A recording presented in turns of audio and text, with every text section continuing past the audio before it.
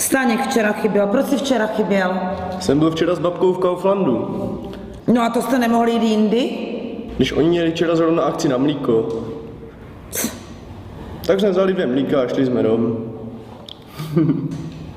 Fakt hrozné tady toto. Mě to tady nebaví.